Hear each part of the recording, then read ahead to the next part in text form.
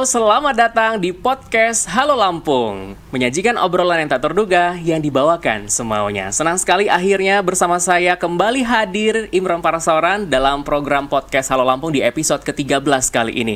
Nah pemirsa, di episode ke-13 kali ini benar-benar sangat super spesial karena saya mengundang salah satu wanita cantik, muda, berprestasi, dan pintar tentunya yang membanggakan Provinsi Lampung, Indonesia dengan latar belakang pendidikannya yang begitu luar biasa. Nah bagi Anda yang ingin menyaksikan tayangan podcast Halo Lampung dapat menyaksikan melalui channel Radar Lampung TV di setiap hari Senin sampai dengan Jumat jam 7 malam dan juga tentunya melalui kanal YouTube Radar Lampung TV yang nantinya dapat Anda saksikan di channel YouTube. Nanti silahkan di like, di share, di komen, dan juga tentunya melalui Spotify dan juga tentunya melalui di website kami di www.radartv.co.id. Nah, cluenya, narasumber kita yang kita undang kali ini adalah tadi sudah disebutkan di awal, seorang wanita cantik, muda, tapi sudah ada yang memiliki ya. Dia adalah lulusan S1 di Ritsumeikan Asia Pacific University Jepang dan juga S2-nya peraih beasiswa di Harvard University Amerika Serikat jurusan International Education Policy. Nah ini dia, langsung saja kita sapa dan kita langsung obrol-obrol yang begitu luar biasa untuk menginspirasi kepada seluruh anak muda yang ada di generasi Provinsi Lampung untuk meraih pendidikan setinggi mungkin melalui jalur beasiswa. Ini dia Kak Indah Syafira Zatadini, VSOC SC EDM. Halo, assalamualaikum Kak Indah. Wabarakatuh. Apa kabar? Alhamdulillah baik. Aduh, aku akhirnya senang banget di episode ke-13 ini bisa mendatangkan Kak Indah loh. Aku sampai sekarang masih deg-degan dan masih speechless. Akhirnya aku bisa mengundang seorang Kak Indah yang tentunya ini jarang sekali bisa ditemui, seorang wanita muda. Prestasi pendidikannya benar-benar sangat membanggakan, bahkan S1 S2-nya di luar negeri gitu. Gimana? Senang sekali juga bisa mampir ke Radar TV. Aku terakhir ke Radar TV kayaknya 2000 berapa ya, pas SMP pas tuh. SMP, wah udah lama sekali ya, berarti 2010 kali ya. 2010 awal-awal Radar Lampung TV berkarir ya. Benar. Oke. Jadi udah kayaknya waktu itu acara sekolah gitu, outing ya. Jadi outing, ya. sangat banyak yang berubah juga di sini. Gimana Senang menuju sekali. ke Radar Lampung TV?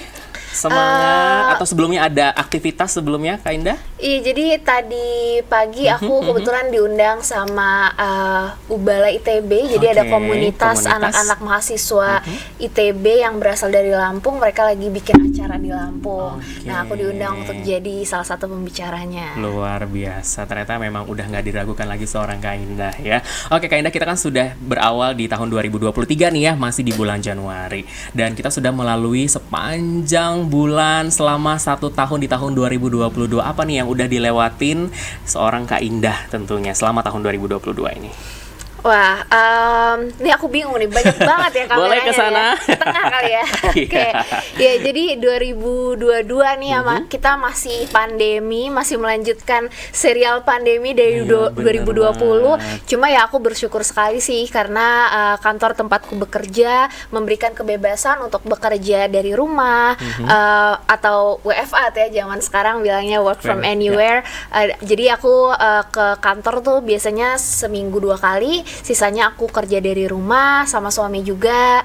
Terus di kantor kita lagi banyak penelitian tentang riset-riset pendidikan di Indonesia, program-program Kemdikbud saat ini. Jadi lumayan seru project-projectnya. Dan kebetulan juga di 2022 awal aku menikah, Kak Imron ya. Berita bahagia di awal tahun 2022 ya. Iya. Iya. Tidak hanya research berbagai penelitian, tapi juga kehidupan juga harus tetap diutamakan. Salah satunya menikah ya.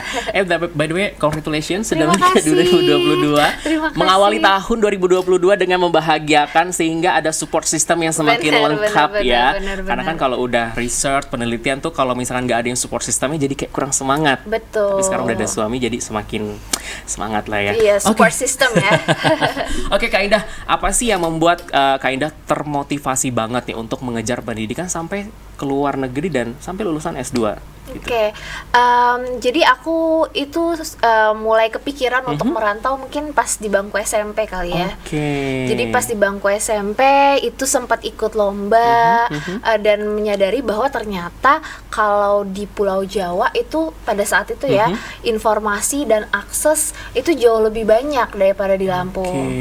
Jadi dari situ aku kayak bertekad kayaknya aku mau nih SMA di luar Lampung kalau bisa.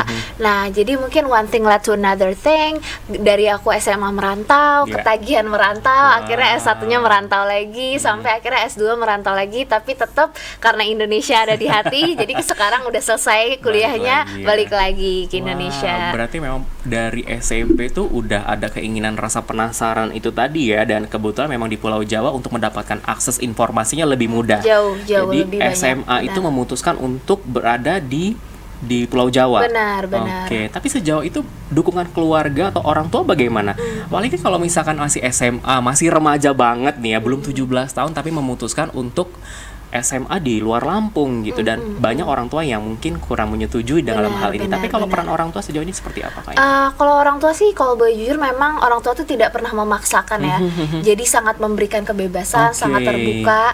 Waktu itu mungkin pastilah orang tua, namanya juga anak perempuan mau merantau, pasti ada kekhawatiran. Menurutku itu suatu yang normal gitu. Tetapi pada saat itu ya aku coba untuk komunikasikan ke orang tua, jelaskan bahwa ini SMA-nya bagus, bahwa ada asramanya, jadi aman. Aku juga coba kasih contoh alumni sana gitu, sehingga dari situ orang tua sudah yakin, akhirnya menyetujui untuk merantau ke Pulau Jawa.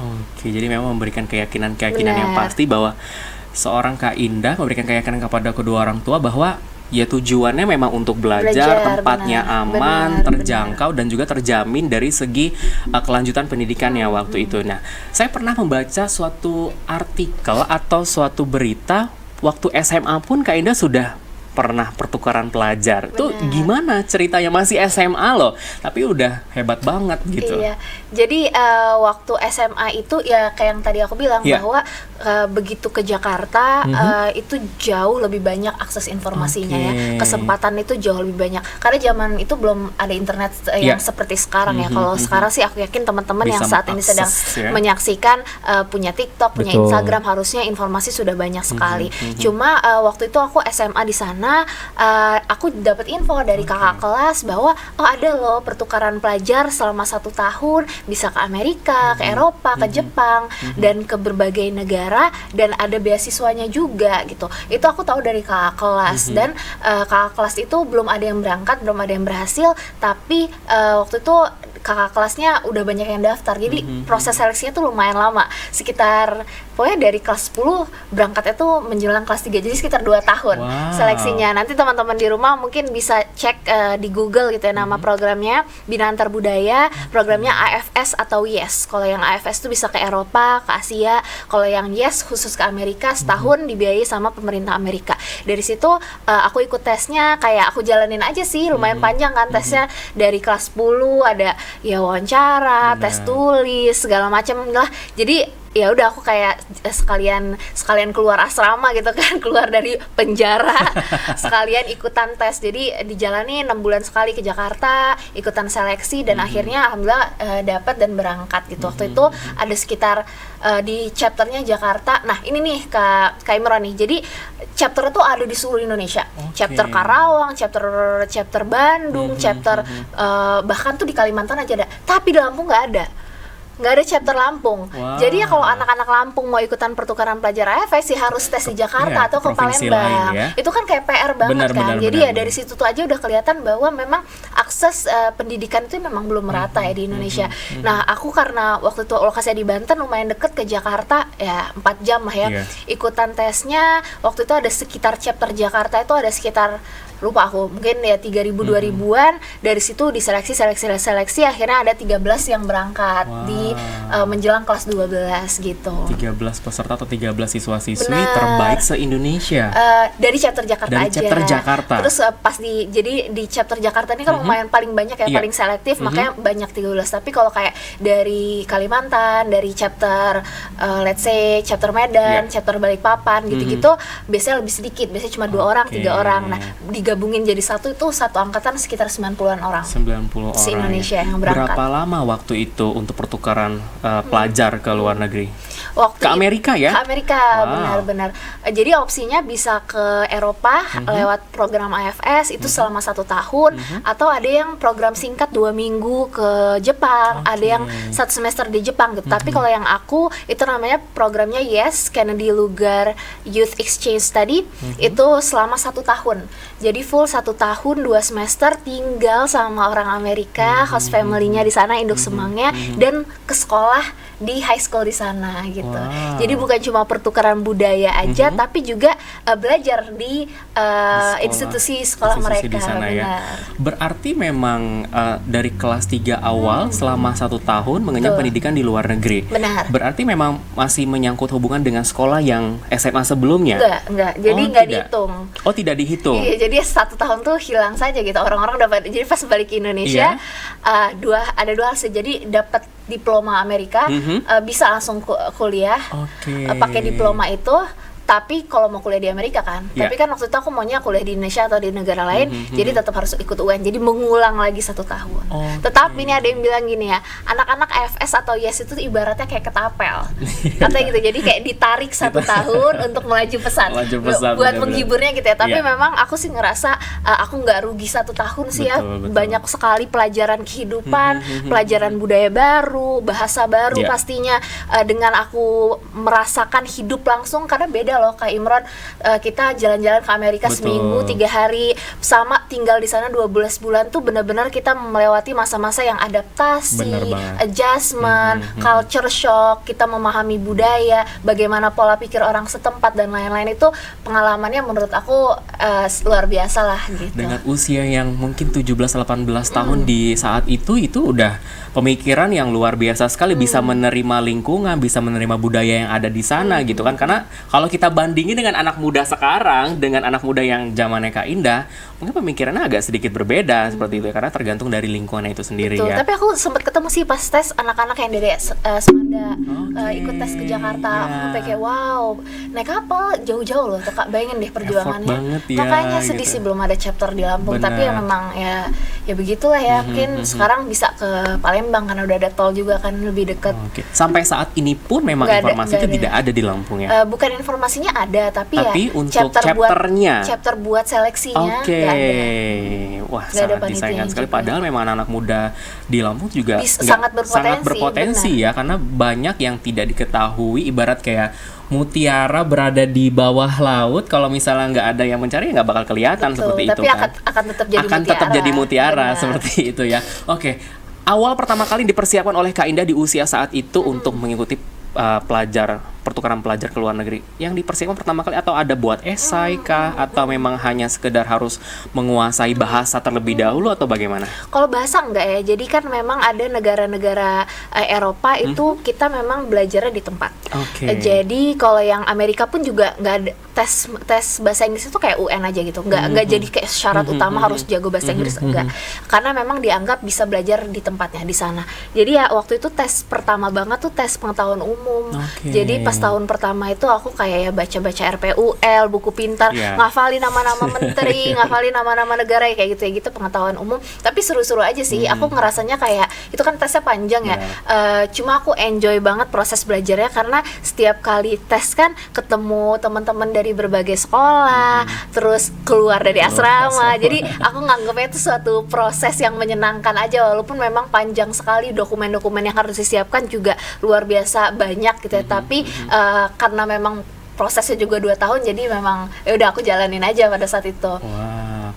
Orang yang paling benar-benar berapa ya, bisa dibilang sangat mendukung perjalanan Kak Indah dari yang pertukaran pelajaran itu. Pasti kan Kak Indah nggak bisa bekerja sendiri dong, mempersiapkan segala berkas dan sebagainya. Lagi-lagi orang tua berperan sangat penting di dalam itu, atau guru?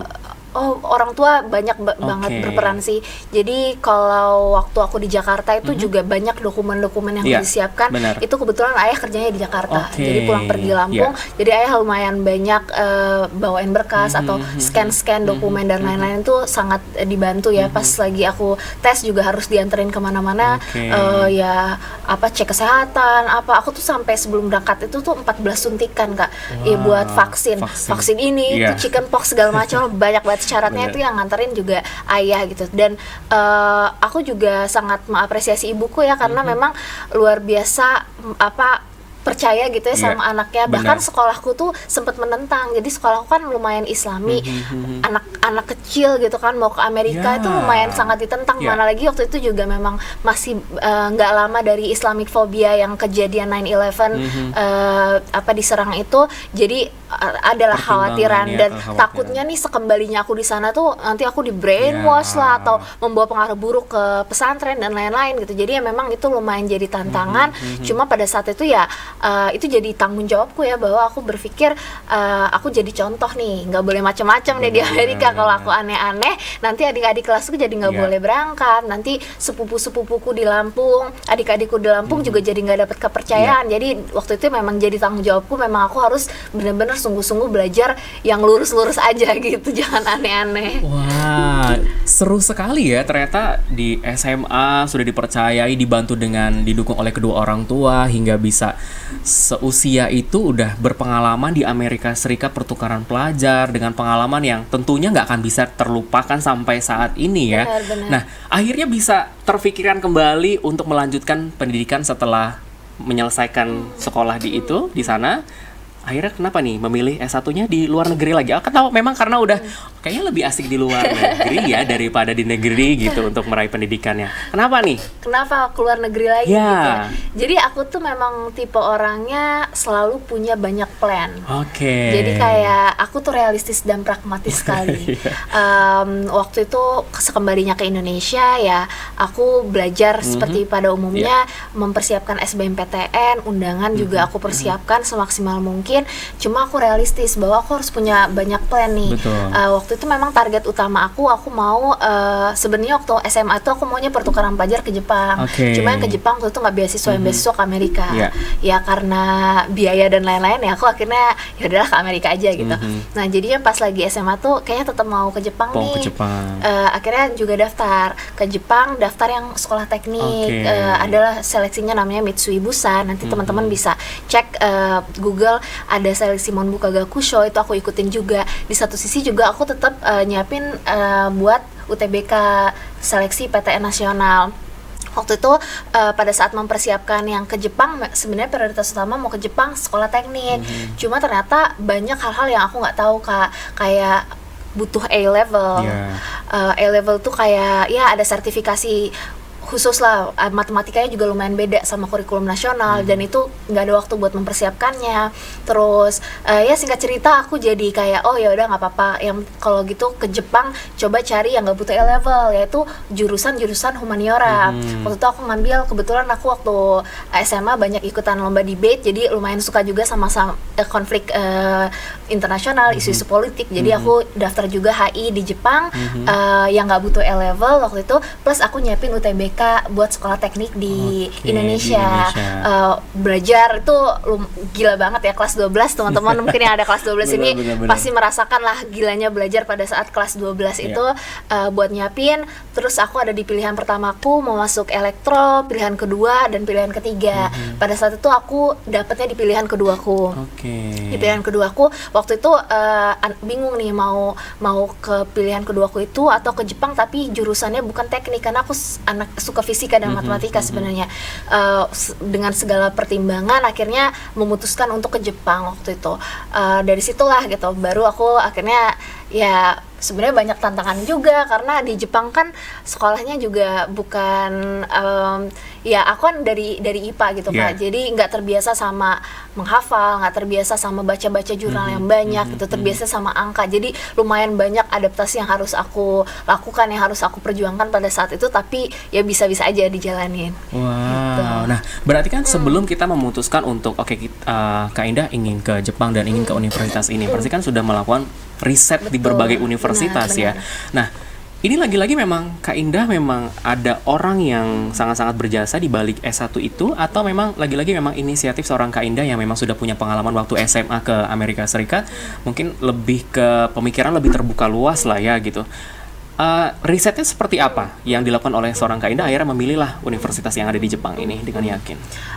Tadi yang aku bilang tuh one thing led to another ya. Jadi satu kesempatan itu ternyata mengantarkan aku ke banyak kesempatan-kesempatan lebih baik. Jadi waktu aku kembali dari Amerika itu banyak kakak kelasku yang AFS juga, ternyata dia sekolah di Jepang. Dari situ aku dapat terinspirasi bahwa ternyata bisa loh S1 itu ke luar negeri gitu.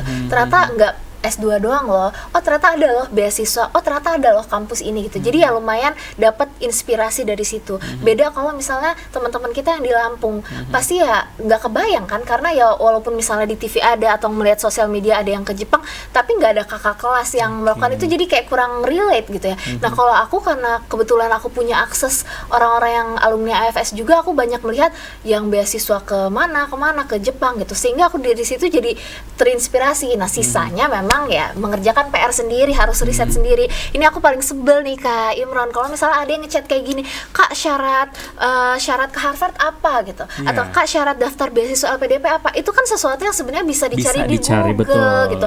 Jadi ya memang itu udah point entry pertama sih, harus bisa riset sendiri, harus ya sesimpel nge-Google aja gitu kan. Misalnya mau masuk Ritsumeikan, Google aja di cari Ritsumeikan atau requirement Ritsumeikan, langsung keluar tuh apa aja, terus atau kayak timeline, jadwalnya apa yang harus dipersiapkan tuh sebenarnya di website tuh ada semua gitu. Jadi ya itu penting banget sih riset itu sendiri ya, walaupun ada mungkin agen-agen yang membantu untuk kita riset, tapi kalau menurutku bagian dari kita riset dan cari tahu itu merupakan journey yang jangan sampai dilewatkan. Kenapa? Karena seru ngeriset, cari tahu ini kampusnya nih programnya apa aja sih, kurikulumnya gimana sih, kelas-kelasnya gimana sih, itu seru banget loh. Jadi sambil ngebayangin kita, gimana ya kalau misalnya aku di sana kelasnya bakalan seperti ini, ini loh yang aku pelajarin, cocok nggak ya sama interestku gitu. Jadi menurutku momen kita riset dan due diligence tentang universitas ini yang jangan dilewatkan gitu. Jadi ya memang harus ngerjain PR-nya sendiri. Oke, nah aku juga pernah baca nih ya di salah satu portal berita juga, Kak Indah waktu S1 di Jepang tidak hanya sekedar kuliah tapi part time. Benar. Ini gimana ceritanya? Waktu itu S1-nya beasiswa atau ditanggung berapa puluh persen waktu itu? Jadi waktu itu beasiswaku tuh parsial Kak. Beasiswanya hanya SPP. Buat biaya hidup tuh aku harus sendiri. Dan biaya hidup di Jepang pasti semua pada tahu nggak murah. Waktu di semester awal itu aku sempat dapat beasiswa buat biaya hidup 1 semester, tapi karena IP aku nggak tinggi-tinggi banget dan saingannya tuh sama yang IP-nya 4,0 dan orang-orang India yang sangat ambisius dan pintar-pintar, ya aku nggak ada beasiswa gitu. Jadi ya waktu itu aku sempet daftar banyak banget beasiswa, kayaknya adalah 10-20an aplikasi yang aku apply, nggak ada yang keterima Kak. Jadi nggak dapet beasiswa. Terus aku sampai di poin yang adalah kayaknya memang rezekiku nggak di beasiswa. Jadi aku harus kerja part time. Berhubung masih bahasa Jepangnya gitu kan tahun pertama. Jadi ya kerjanya juga kerja kasar, kerjanya di restoran. Kalau Kak Imran pernah main Dinner Dash nggak pas masa kecil?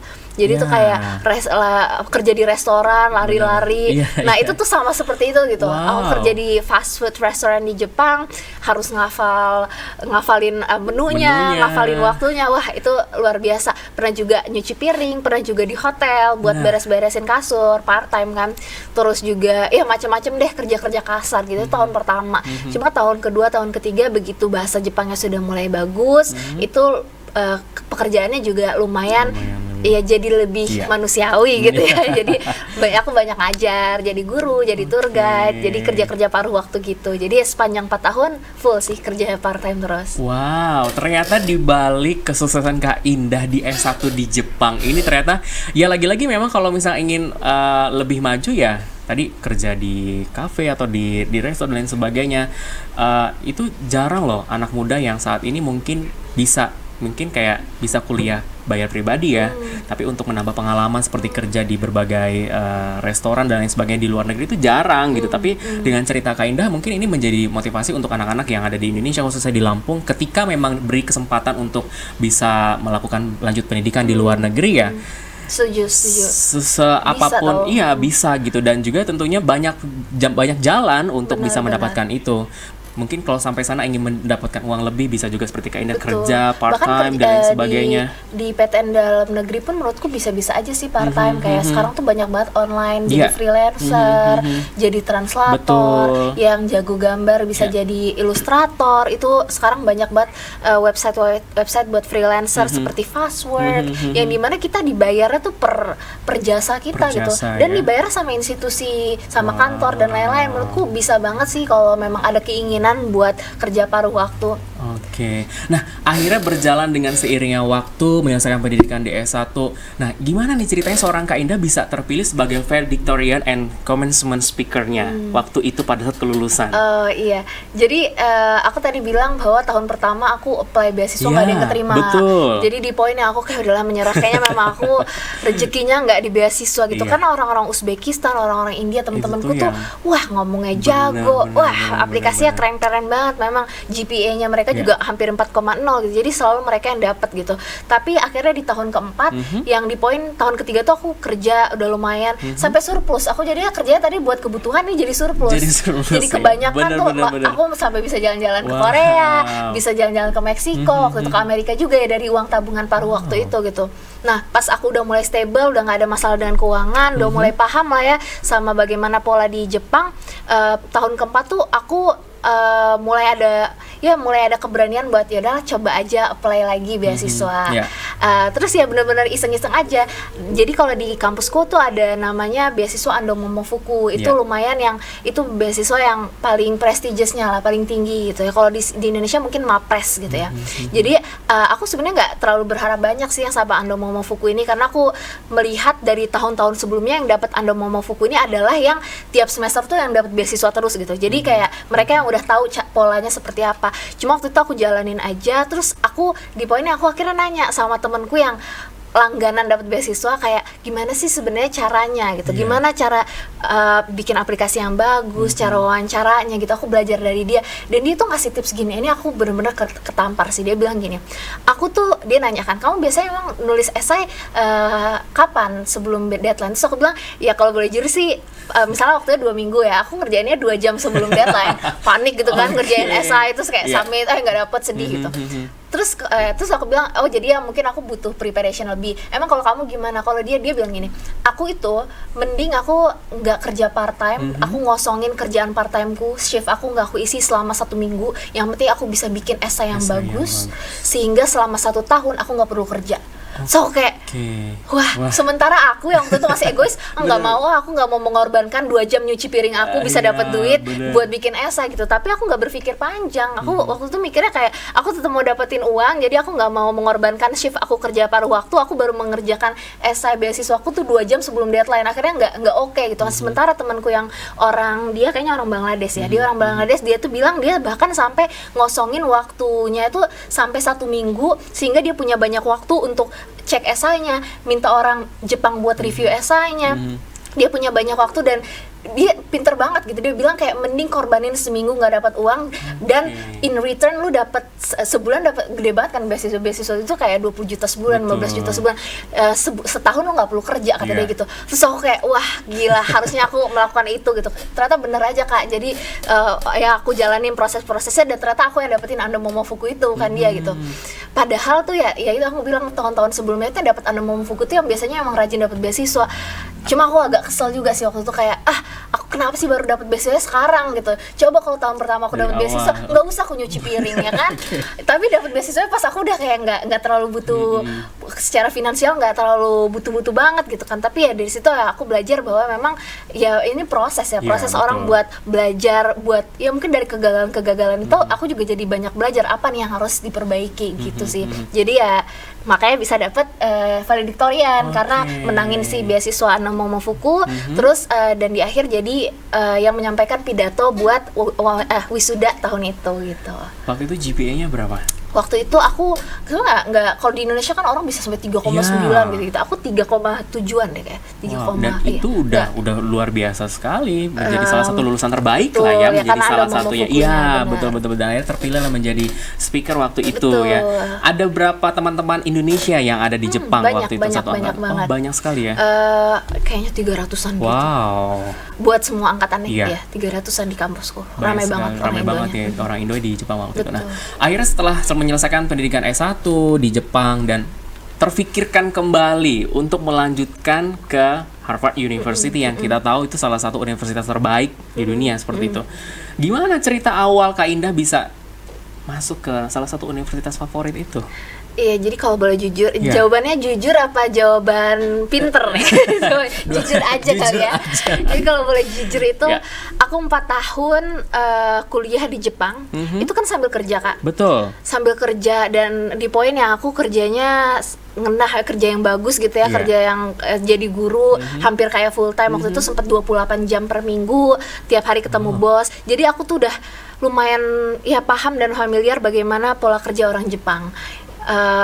Ya gitulah, segala macam budayanya. Bener. Di situ aku yang di poin pas lulus tuh aku tuh 4 tahun udah hampir kayak kerja full time. Kayaknya aku aku dengan pribadiku seperti ini, aku merasa kurang cocok untuk bekerja di Jepang. Ya. Jadi waktu itu pilihannya adalah kalau nggak aku kembali ke Indonesia, aku lanjut kuliah lagi gitu. Sementara aku berpikir kalau aku balik ke Indonesia, aku kan S1 nih, nggak punya pengalaman kerja. Balik ke Indonesia kayaknya gaji cuci piring di Jepang lebih tinggi daripada UMR di Jakarta gitu kan. Betul. Aduh gimana nih, jadi ya kalau boleh jujur ya sebenarnya waktu itu aku menghindari kerja di Jepang dan menghindari kerja di Indonesia. Jadi kayak yaudah, tapi itu aku udah tahu bahwa ini pilihanku itu di awal tahun terakhir. Jadi semester 7 ya. Semester 7 tuh aku sudah meyakinkan diri bahwa memang aku tidak mau bekerja di Jepang, karena kalau mau kerja di Jepang tuh persiapannya juga setahun. Iya. Bayangin deh Kak Imron, kalau mau kerja di Jepang itu ya, kita tuh pakai bajunya sama. Tasnya itu, tas buat job hunting itu sama. Tasnya seragam, sepatunya itu sama. Terus blazernya itu cuma boleh biru tua atau hitam. Jadi pas aku ke Osaka karena ya lupa aku mau jalan-jalan apa karena ngambil tes. Itu tuh aku masuk kebetulan lagi masuk kereta jam 5. Bener-bener satu gerbong kanan kiri yang aku lihat tuh adalah orang pakai blazer hitam atau biru tua. Terus mukanya kayak lemes, stres gitu, nggak ada yang bersapa satu sama lain. Tasnya sama, sepatunya sama. Terus aku benar-benar nggak mau ada di lingkungan seperti ini. Aku mau pakai blazer pink gitu kan. Kayaknya aku kurang cocok sama lingkungan seperti itu. Walaupun banyak teman-temanku yang kerja di Tokyo, kerja di Jepang di company internasional. Jadi nggak kayak traditional Japanese company gitu. Tapi ya pada saat itu aku semester 7 aku udah yakin bahwa aku nggak mau bekerja di Jepang. Jadi pilihannya adalah aku harus mempersiapkan diri buat S2. Waktu itu aku langsung aja kayak yaudah deh, langsung aja deh S2, tancap aja yang ke paling susah biar semangat nyiapinnya gitu kan, biar maksimal tuh setinggi-tingginya aja gitu. Akhirnya memilih lah untuk ngambil beasiswa di LPDP waktu itu. Betul, LPDP-nya tuh setelah keterima Harvard dulu baru nyari beasiswa. Keterima di Harvard dulu baru beasiswa. Baru nyari beasiswa. Nah, persiapannya kan pasti udah rumit sekali ya untuk sehingga mendapatkan beasiswa full waktu itu di Harvard University. Iya. Kalau misalkan persiapan yang sudah dilakukan waktu itu, lagi-lagi apa yang dilakukan oleh Kak Indah? Benar-benar supaya, wah ini berhasil nih mendapatkan beasiswa ini. Mungkin sekalian biar inspirasi buat teman-teman yang lagi mau apply LPDP ya. Jadi kalau case-nya aku waktu itu aku keterima dulu di universitasnya, keterima dulu di Harvard, baru deh aku nyari beasiswa. Kenapa? Karena memang dari awal aku apply ke Harvard itu aku sama sekali nggak melihat biayanya berapa. Aku kayak nggak mau tahu, tutup mata, karena aku tahu pasti nggak kebayar. Dari mana uangnya segitu banyak kan. Jadi aku sama sekali nggak mau jadiin uang itu alasan aku untuk takut mendaftar gitu kan. Itu kan mental block banget ya. Jadi aku sama sekali nggak tahu biayanya berapa. Yang aku fokuskan adalah gimana caranya biar keterima. Belajar maksimal, nilainya bagusin, esainya bagusin biar keterima. Waktu itu aku siapin, matengin di situ, keterima di Harvard bulan Maret. Nyiapin aplikasinya tuh sekitar bulan September kali ya, September, Oktober, November, Desember tuh nyiapin aplikasi, Januari submit, Januari awal, Maret itu udah pengumuman. Nah baru deh pas pengumuman itu baru mikir nih gimana bayarnya. Aku infoin orang tua waktu itu, pertanyaan pertama dari ibu tuh bukan selamat, tapi nanya berapa nak gitu, karena sampai ya, pasti ya mahal banget. Bener kan banget. Emang kalau sekolah di Amerika itu, terus baru dari situ kayak mikir nih gimana nih, baru apply beasiswanya, baru cari LPDP. Nah alhamdulillahnya LPDP waktu itu bukanya juga timenya pas setelah lulus tuh April kayak LPDP buka, aku langsung seleksi. Selesai LPDP tuh sekitar bulan Juli gitu ya, Juli selesai LPDP, Agustus ada kayak persiapan keberangkatan, langsung berangkat gitu. Jadi buat teman-teman banyak sekali metode buat ke LPDP, termasuk daftar LPDP dulu baru universitasnya, bisa seperti itu. Tapi kalau aku daftar keterima dulu nih baru LPDP. Kenapa? Karena LPDP-nya tuh jadi dipersingkat Kak. Kalau misalnya yang belum dapat universitas tuh ada kayak tes semacam TPA-nya di LPDP dan lain-lain. Tapi kalau sudah keterima di universitas terbaik dunia, jalur PTUD, itu kayak kita skip semua, tinggal ke wawancara aja. Jadi lumayan menghemat waktu kan. Jadi kayak lebih dipersingkat dalam proses seleksinya. Administrasi dan wawancara aja. Wah, pastikan banyak tantangan yang dilalui oleh seorang Kak Indah waktu pada saat memang mendapatkan beasiswa di Harvard waktu itu. Tantangannya apa aja nih Kak Indah yang mungkin sampai saat ini memang yang nggak bisa dilupakan untuk perjalanan kehidupan Kak Indah selanjutnya gitu? Tantangan waktu itu mungkin karena 90% lingkunganku gitu, teman-temanku waktu itu di Jepang itu memang setelah lulus tuh mau bekerja.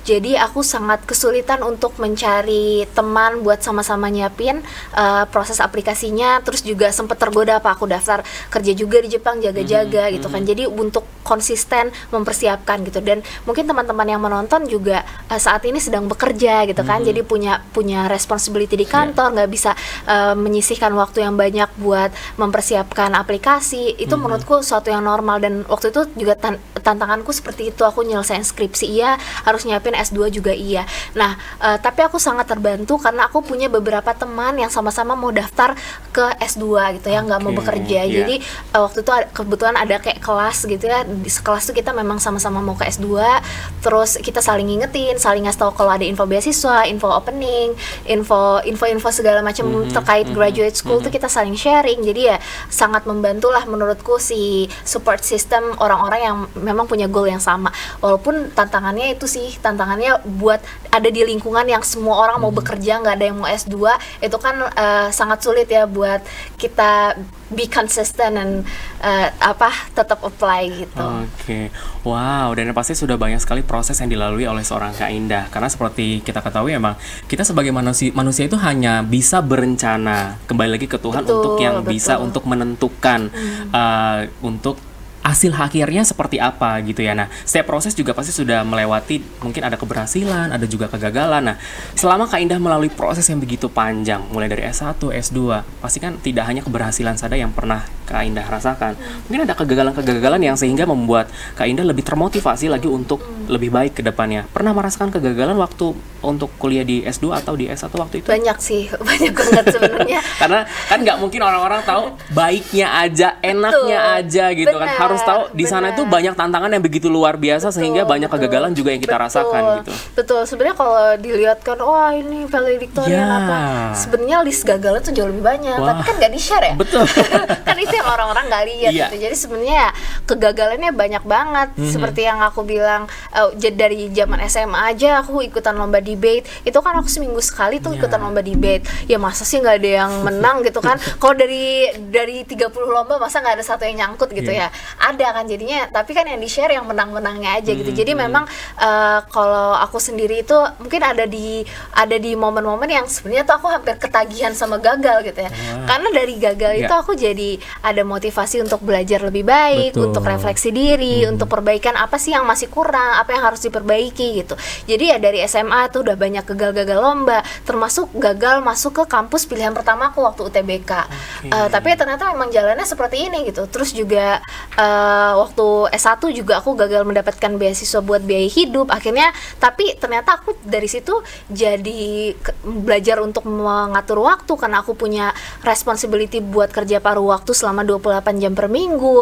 Aku jadi belajar responsibel, belajar manajemen waktu. Aku juga belajar menghargai uang karena nggak mudah dapetinnya gitu. Jadi ya banyak sih nilai-nilai yang aku dapatkan karena aku kerja harus, karena dari gagal beasiswa terus itu kan jadi harus kerja paruh waktu. Tapi alhamdulillahnya buat S2 udah sama LPDP itu kan udah full banget. Ya aku bener-bener tutup mata.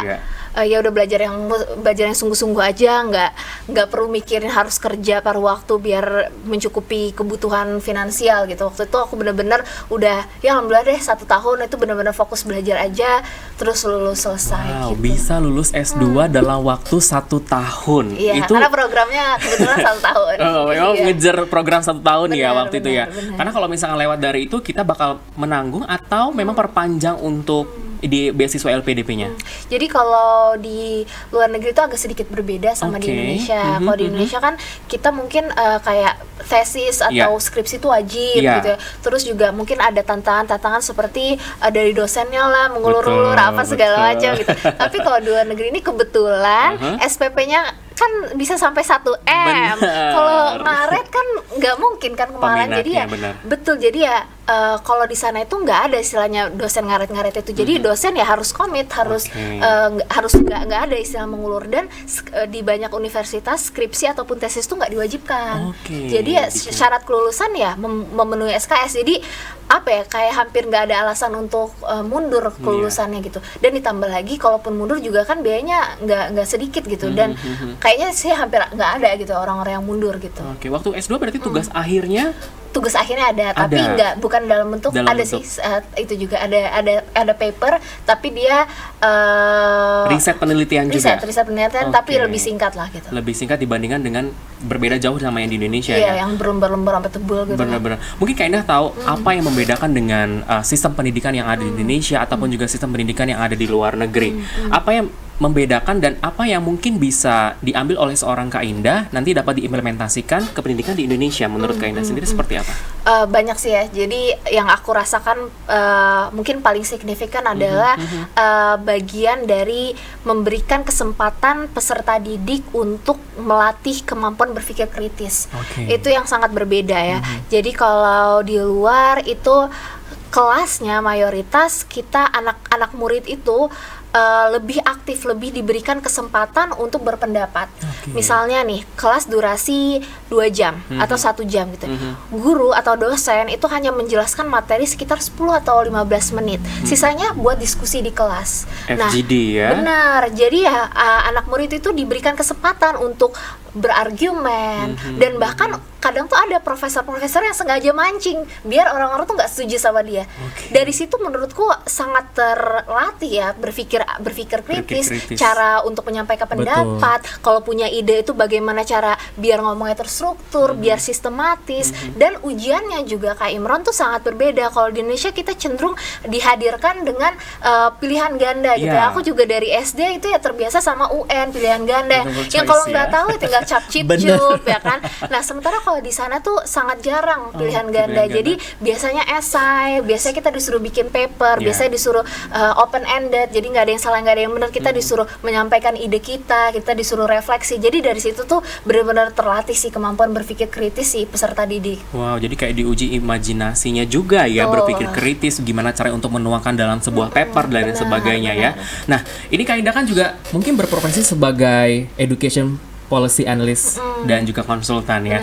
Kalau melihat perkembangan pendidikan yang ada di Indonesia saat ini, menurut Kak Indah seperti apa sih? Karena mungkin karakter kan di Indonesia ini sekarang pendidikan karakter itu dinomor satukan. Betul. Apalagi selama masa pandemi, karakter anak bangsa ini yang anak-anak SMP, SMA itu jauh dari kata baik lah ibaratnya, karena mungkin terpengaruh dengan lingkungan, terpengaruh dengan penggunaan gawai atau handphone yang berlebihan, tontonan yang tidak bermanfaat dan lain sebagainya. Perkembangan pendidikan di Indonesia saat ini menurut Kak Indah seperti apa?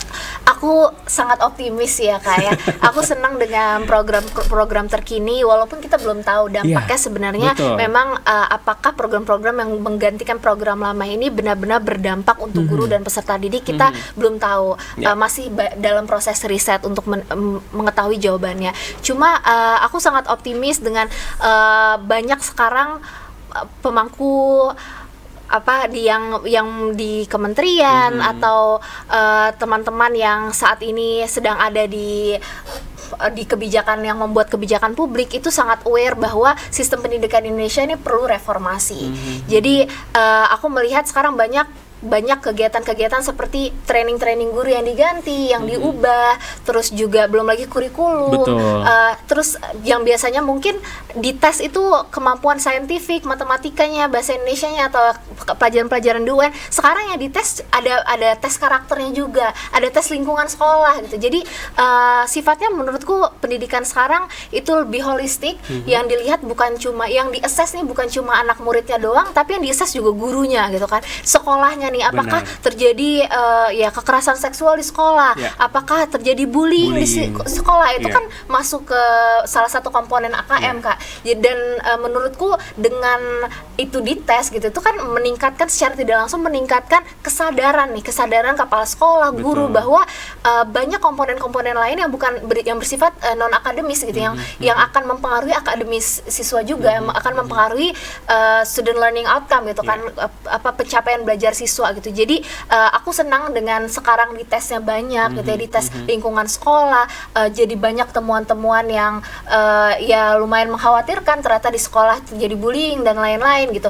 Cuma dengan it's a small steps gitu ya, dengan kita mengubah sistem asesmennya, ini juga sudah sedikit membantu sistem sekolah biar lebih aman, biar murid itu juga bisa belajarnya lebih nyaman gitu ya. Gitu sih. Jadi kalau menurutku fasilitas ya, mungkin selama ini kita selalu mikirnya kayak gimana biar pendidikannya lebih bagus, ya udah gurunya, fasilitasnya gitu kan. Padahal sebenarnya banyak hal-hal aspek lain yang juga mempengaruhi proses belajar siswa. Sesimpel kamar mandinya nyaman apa enggak gitu kan. Ada yang ngebully dia atau enggak, bagaimana kakak kelasnya, bagaimana teman sejawatnya, itu kan juga itu mempengaruhi konsentrasi anak di sekolah gitu kan.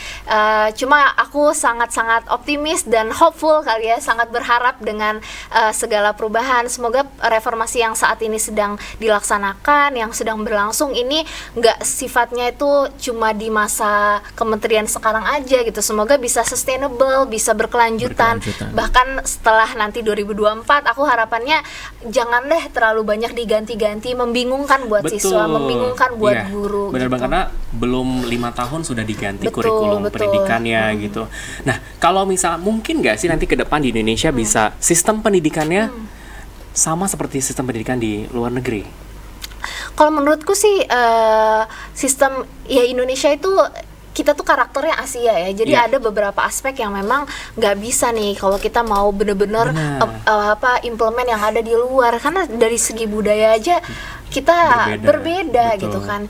Ya mungkin tadi aku bilang aku suka dengan program-program saat ini, cuma kayak program zonasi misalnya, ada beberapa aspek dalam hati nuraniku yang kurang setuju gitu. Kayak kita tuh budayanya Asia itu bagusnya memang kompetitif, kita harus ada SMA favorit biar ini gitu ya. Tapi kan tapi ini coba mengimplementasi kebijakan yang ada di Amerika. Kalau di Amerika tuh juga gitu, nggak ada istilahnya SMA favorit, SMA yang dekat rumah aja gitu.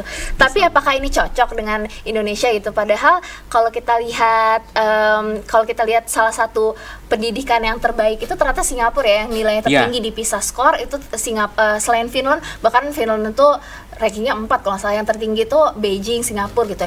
Menurutku lebih cocok kalau kita tuh berkaca ke negara tetangga yang mungkin budayanya juga mirip-mirip gitu. Di Singapura seperti apa sih gitu, walaupun memang ya kita bisa mengacu ke Finland atau negara-negara barat, tapi ada aspek-aspek budaya yang sebenarnya mungkin lebih baik kalau kita tuh berkaca ke negara tetangga kita gitu.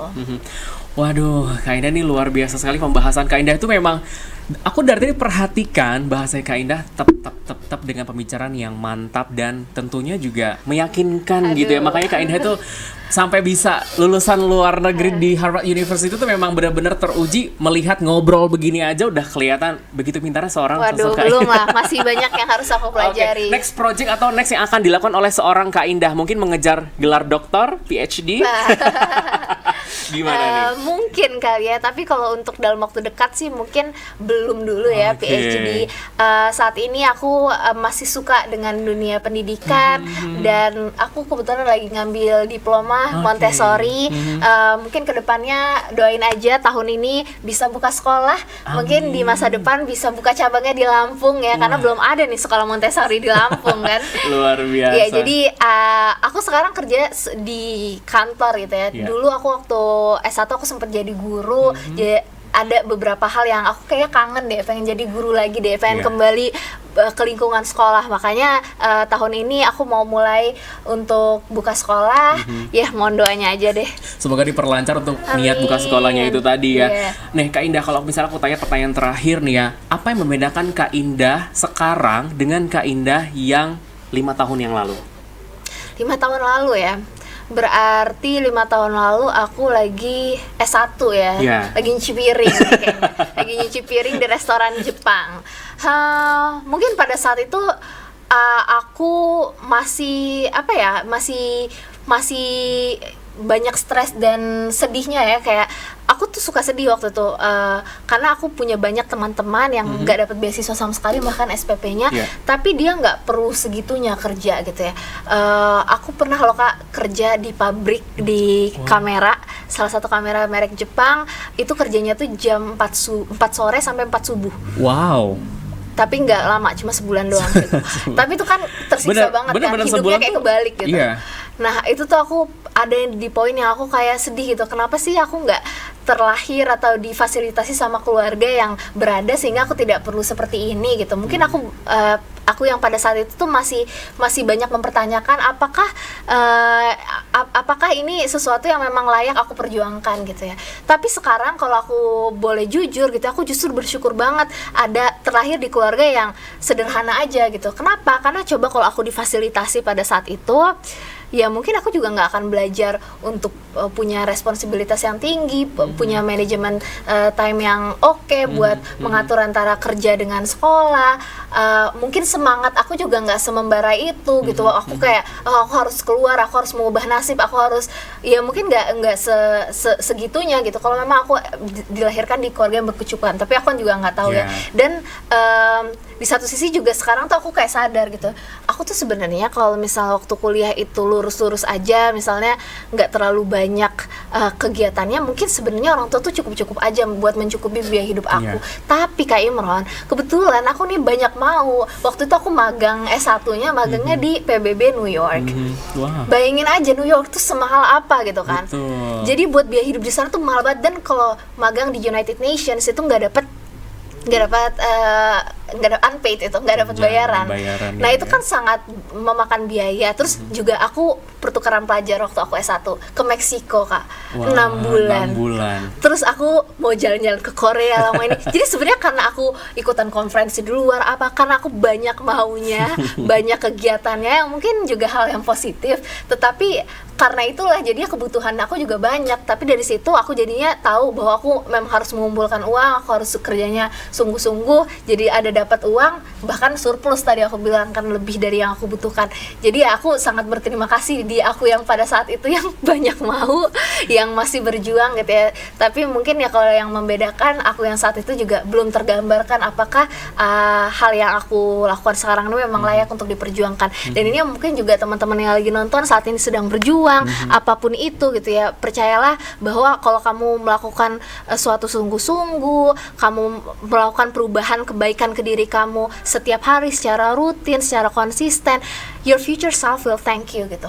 Mungkin kamu nggak tahu sekarang gitu, tapi di masa depan 5-10 tahun lagi, kamu di masa depan tuh akan sangat berterima kasih atas perjuangan kamu saat ini. Wow, luar biasa sekali ya Kak Indah. Ini kalau misalnya udah ngobrol sama orang-orang yang luar biasa sekali pemikiran, nggak cukup 45 menit ya pemirsa saya. Nah Kak Indah, seperti episode-episode yang sudah kita lewatin di 1 sampai dengan 12 dan ini episode ke-13, kita tuh biasanya ada untuk mencairkan suasana ya. Ini ada beberapa pertanyaan di balik kartu kuning yang biasa selalu saya setia bawa. Jadi di 20 card kuning ini ada pertanyaan di baliknya dan harus dijawab secara spontan. Nanti dipilih 5, dikumpulkan dulu, nanti baru saya bacakan. Oke. Ini kayak kalau Kak Indah mah pertanyaan yang begini mah, waduh, jadi takut nih. Oke, silakan dipilih 5. 5 ya? Iya, 1, 2, 3, 4. Oke, boleh? Nah, ini dia 5 pertanyaan untuk Kak Indah ya di segmen akhir kita kali ini. Nah, yang pertama adalah momen seru dalam sehari yang nggak bisa dilupakan oleh seorang Kak Indah. Momen seru? Ya. Mungkin di outdoor activity kali ya. Okay. Lihat gunung, atau ke pantai, atau hiking. Pernah ke gunung mana nih kalau boleh tahu? Gunung Fuji kali ya, tapi itu nggak terlalu itu sih medannya. Ya itu terakhir aku ke Gunung Fuji. Ke Gunung Fuji? Iya, ke puncaknya. Wah, gimana medannya? Sebenarnya nggak akan tersesat sih karena ngantri. Jadi kalau ke sudah belakang itu orang udah ngantri, banyak ya? di depan orang ngantri, jadi nggak akan tersesat. Okay. Cuma memang harus ada yang manjat, harus ada yang merangkak, tapi oke lah. Pengalamannya sampai ke Gunung Fuji ya. Kita biasanya ke gunung yang lain di Indonesia ini, gunung-gunungnya kayak bukit-bukit gitu ya. Susah sih sebenarnya medan-medannya. Nah, ini yang kedua nih pertanyaannya. Kapan terakhir Kak Indah menangis dan kenapa? Oh, tahun lalu sih. Tahun lalu, kenapa? Iya. Kebetulan aku baru aja miscarriage nih, baru keguguran, tapi ya mohon doanya semoga dapat ganti yang lebih baik. Amin, semoga dikasih rezeki lagi penggantinya. Sehat-sehat terus pastinya ya, buat abang dan kakaknya deh gitu. Oke, yang ketiga, teman-teman Kak Indah pada bilang kalau Kak Indah orangnya gimana? Ngomongnya cepat, bener nggak? Bener, lama-lama speednya semakin, tapi itu tap gitu ya. Iya nggak tahu, tapi kadang gitu. Tuh orang-orang tuh sampai kayak pelanin gitu. Iya. Iya sih, itu kayaknya sesuatu yang aku masih harus bekerja keras untuk mengubah ya. Kadang orang nggak dapet gitu apa yang aku ngomongin karena ngomongnya terlalu cepat. Aku tadi menyaksikannya nyampe gitu ya. Wow gitu. Jadi kayak kita juga ketika menjadi seorang pendengar jadi kayak terlatih untuk otak nih kayak zeret gitu, kayak seolah-olah kayak kita baca berita running text yang kecepatan tuh gimana caranya supaya nggak kelewat gitu ya. Nah itu yang aku pikirkan dan tadi Kak Indah setiap berbicara tuh gitu ya gue. Oke. Kalau nggak buat teman-teman yang ngerasa kecepatan dilambatin jadi 0,5 aja. Ada posnya ya, nanti dilambatin. Oke, yang terakhir, ceritakan hal yang paling unik yang tak bisa dilupakan pada saat waktu kecil. Pada saat waktu kecil ya. Jadi aku waktu kecil itu suka gigit anak orang. Serius? Benar. Aku tuh sampai pas udah gede tuh kayak masih ini yang suka gigit ya gitu. Kayak aku waktu itu kayaknya umur berapa ya? Mungkin sebelum TK tuh ya. Aku tuh suka gemes sama bayi. Terus gemesnya aku tuh menggigit gitu. Iya. Ih parah banget ya. Jadi ada yang sampai tuh lukanya tuh sampai besar gitu. Jadi suatu hari tuh aku kembali ke metro. Waktu itu aku lahirnya di metro kan.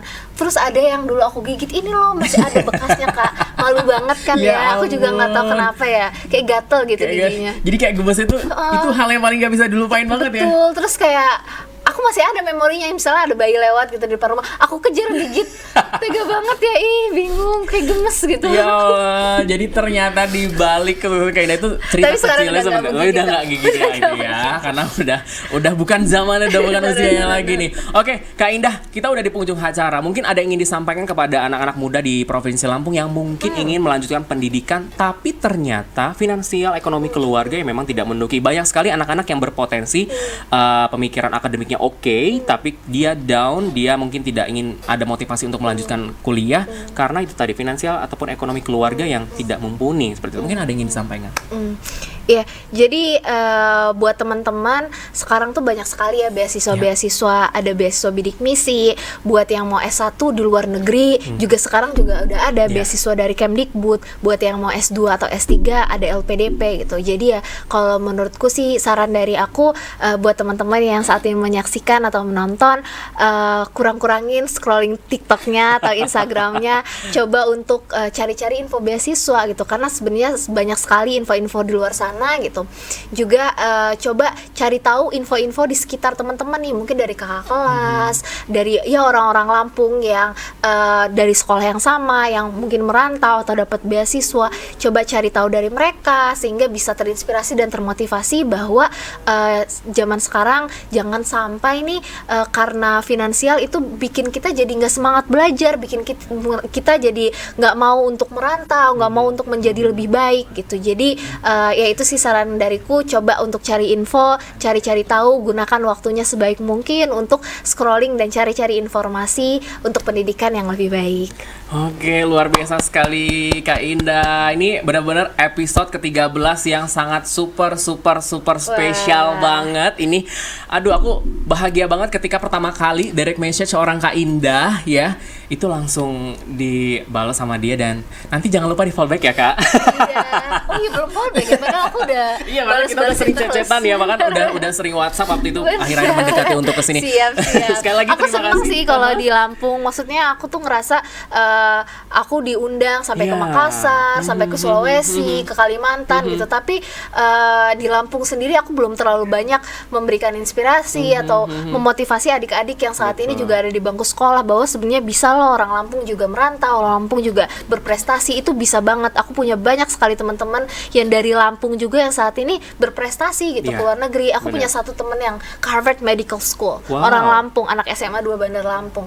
Dia ke sekolah kedokteran terbaik di dunia itu. Jadi ya bisa banget lah orang Lampung untuk berprestasi. Luar biasa ya, sekali lagi memang sebenarnya banyak orang Lampung yang berprestasi yang banyak kita tidak ketahui, tapi salah satunya dari Kak Indah ini kita banyak banget belajar apa yang sudah diceritakan perjalanan seorang Kak Indah, mulai dari pendidikan SMA sampai S1 dan juga S2.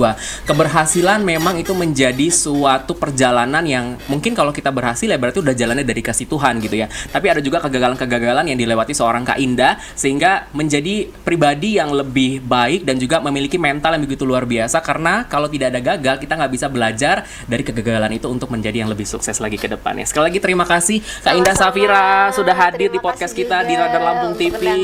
Semoga nanti ke depan kita bisa berjumpa lagi di program yang lain supaya bisa menginspirasi terkait tentang pendidikan yang ada di Indonesia khususnya, karena memang sesuai dengan latar belakang dari Kak Indah sendiri ya, bagaimana perkembangan pendidikan Indonesia dan lain sebagainya. Dan pemirsa, usai sudah perjumpaan kita di episode ke-13 kali ini dalam podcast Halo Lampung ya. Saksikan terus setiap hari Senin sampai dengan Jumat jam 7 malam, serta juga dapat disaksikan melalui kanal YouTube Radar Lampung TV. Jangan lupa biar kita lebih semangat mengundang narasumber dengan buat konten yang begitu luar biasa, di like, di share, dan juga di komen di kanal YouTube Radar Lampung TV. Akhirnya saya Imron Parsawaran serta kru yang bertugas, terima kasih atas perhatian Anda. Sampai jumpa di episode berikutnya dalam program podcast Halo Lampung. Terima kasih Kak Indah. Sama-sama Kak Imron.